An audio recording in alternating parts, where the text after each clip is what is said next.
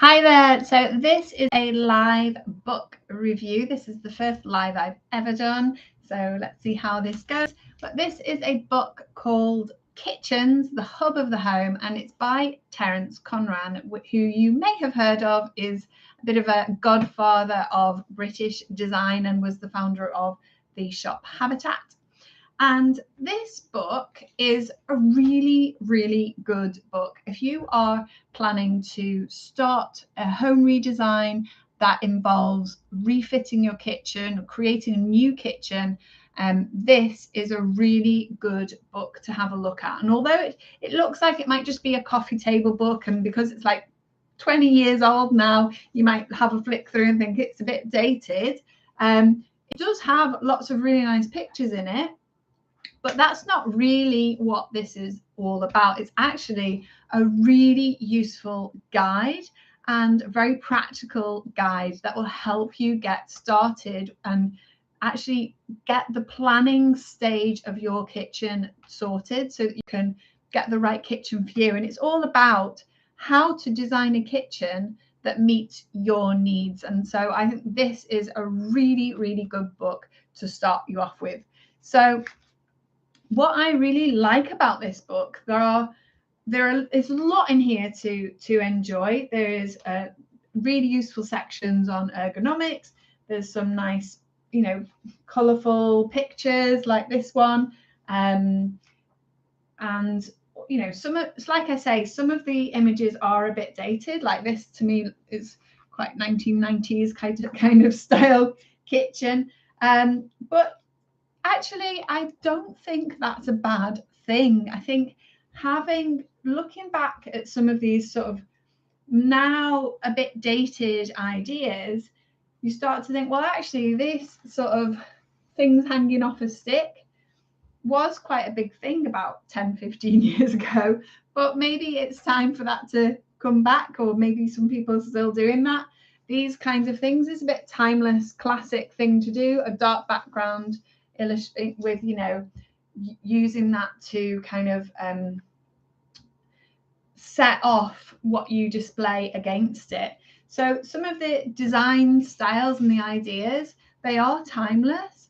And if you're creating a kitchen and you're spending a lot of money on it and you're creating your lifetime home, then is there really any point in looking at what's the latest fashionable kitchen style? Or actually, is it more useful to have a look at what is more a timeless design, or actually look at these and go, oh, that is a little bit dated now, but I still like it, or oh, that is a bit dated now, that was a fashionable thing and I don't need to do that.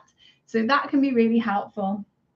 And then it's got lots of really interesting like case studies with 3D model views showing you, like, this is a small kitchen, and then it's got a long, narrow kitchen. So these are really useful to help you figure out what different designs might look like. And then it's also got some really interesting ideas in terms of like the U shape, the L shape, the different typical kitchen layouts that you will find, and how you can make those work for you. So I think that is really, really good. But there are two sections in this book that I was particularly excited about. And I think these are two sections that most people are probably going to flick past quite quickly because they're really small sections and it just looks like a few questions in a list. But I think these are the key things to really consider, and actually get out a notepad and sit down and sort of journal around them. Use those questions as sort of journaling prompts to consider, so that you can actually assess and think about, what do you really want? And so the two sections that I think are really important for that, there's one quite close to the beginning of the book, and that's a section, the title of the section is Working Out Priorities. It's really excellent, and it puts forward this series of questions and points for you to consider that are really going to help you figure out the best design for you. And these points and questions are under further sections that are function, space and needs. So these are really interesting sections to look at. And the key questions I think that are worth considering are: how regularly is your kitchen used? What activities will you do there? Maybe it's not just cooking, maybe there are other things you want to do in your kitchen. Who uses the kitchen? How many of you at the same time, and those sorts of things. Do you want to eat in the kitchen? And how do you cook? You know, is it sort of ready meals in the microwave, or is it elaborate 3-course dinners with cocktails and aperitifs and all the rest of it? So these are under the function section. So how do you use your kitchen? And that's where a really, really important thing, I think, to consider deeply, so that you can get it right for you. And not just how you do use your kitchen right now, because maybe if your kitchen isn't really working for you right now, you're not able to use it in the way that you want to. So I think it's worth taking that a little bit further than what the questions are in this book, and thinking, how would you actually like to use it, that you're in a way that you're perhaps not able to use your current kitchen, but how you would like to use the kitchen in future. And then under the space section, the questions are: is your kitchen big enough? And if it is not big enough, is it feasible to extend it, taking into account your budget and your time scale? So this is also a really interesting one to consider. Is the space you have enough, or do you need to make it bigger? And what's the best way of doing that? Is it going to be a new build? Is it going to be opening up to other spaces, incorporating other spaces that you already have in part of your house into the kitchen to make it bigger that way? How much natural light is there in the room? And can it be naturally ventilated? I think these are really interesting questions to ask, particularly if you are eco-conscious person, you want an eco home, you don't want to have to put lots and lots of lights on to be able to see. Although what I would say is most kitchens, it is useful to have task lighting, and task lighting can overcome problems of low natural light if you need it to. And then in terms of your needs, those questions were in the space section. This is the final section, is needs. List what you like and dislike about your existing kitchen, and then list the qualities of your ideal kitchen. So this is what I was saying about thinking about how you would want to use in an ideal world, what would you like to be able to do in your kitchen? Well, this is what do you like and what do you dislike about it, and what would your dream kitchen look like, feel like, smell like? And then what is essential about that list, and what can you do without? You know, it would be a nice to have rather than an essential. Then list out what kitchen appliances you need. This might be the big ones, or it might be small ones, how many, and then think about where you want to use them, where they need to be plugged in and all that sort of thing. How much storage space do you need? That's going to determine how many cupboards you're going to need. So these are the most important questions to ask, and it's very easy to skim over those in this book because they're literally just on one page, well,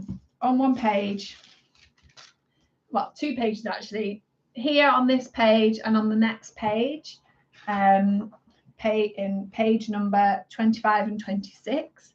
So here and here, it's easy to skip over that and go, oh, right, let's have a look at the nice pictures further into the book and go to those instead of actually going through those questions, which I think are crucial questions for you to think through, consider, answer for yourself in order to get the best design for you.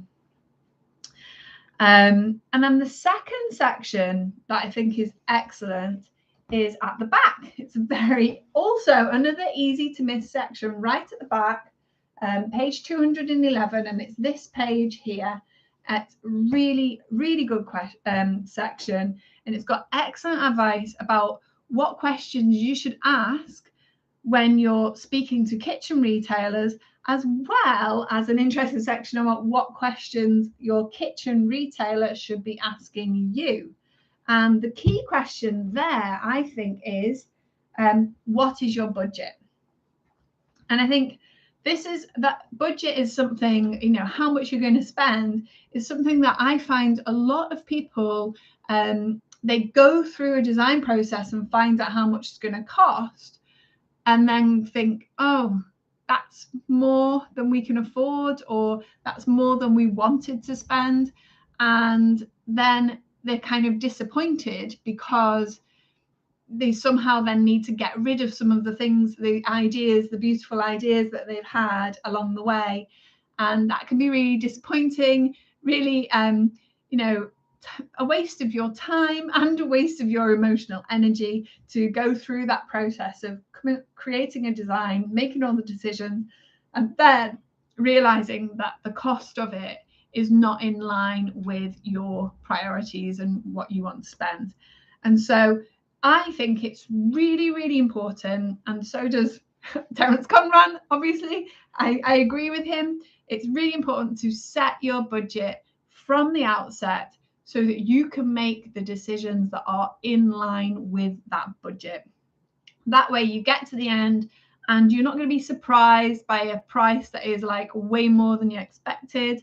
You don't have to then get to the end with something that you love, feel really disappointed, and have to go through the whole process all over again, revisiting all your decisions and losing some of the nice touches that you've fallen in love with in order to bring it back into in line with your budget.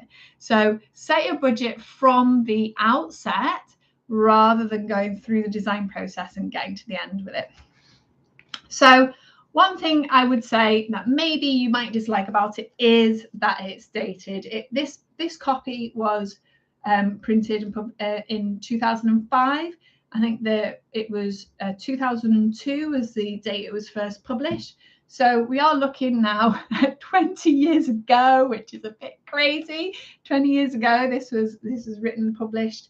And so the photographs are of photographs they're photographs of kitchens that were considered modern and beautiful at that time.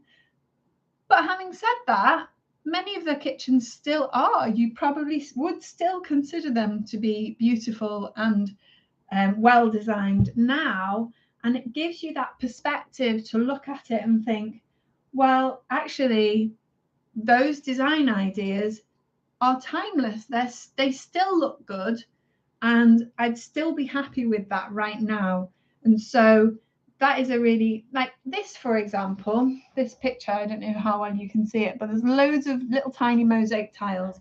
I know back in the year 2K, early 2000s, those tiny mosaic tiles were really fashionable. They were everywhere. And now people tend to go with much bigger pieces, much bigger slabs of larger tiles, large format tiles, rather than all these tiny mosaics. But there are other things, for example, this plywood, which, is still really fashionable, still people love it, and it looks pretty timeless. So I think there are pros and cons to having a look at these kind of older coffee table books, because some of the images, you can look at them from the perspective of looking back in time, and you're able to see then, okay, which things are just fashionable, kind of like they were nice for a short time, but they didn't stand the test of time, and which design ideas are still good now and you can still love and you could have in your kitchen and still love that for another 20 years. So that's where I think it is still, even though it's dated, it's not that dated. It's actually, and it could be a good thing that it's dated. So overall, I think this is a great book. It covers all the basics that you need to know when you're planning for a new kitchen. And it's a great guidebook for how to go about it. It's got lots of useful and inspirational ideas and advice. And this copy that I have is a library book, but I've had a check and I have seen that, you can buy it just for a few quid, secondhand, online, eBay, Amazon. It's available all over the place. It's not expensive.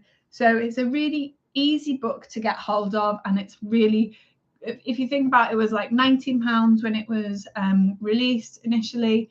And most coffee table books, most architecture books are sort of 20 to 30 and way more. They tend to be expensive books because there are lots of colour photographs in them. So this book is actually really well worthwhile getting. I would say it's a great book to start with if you are planning to replace your kitchen or you're planning to create a completely new kitchen with a new build extension or something like that. I wholly recommend it.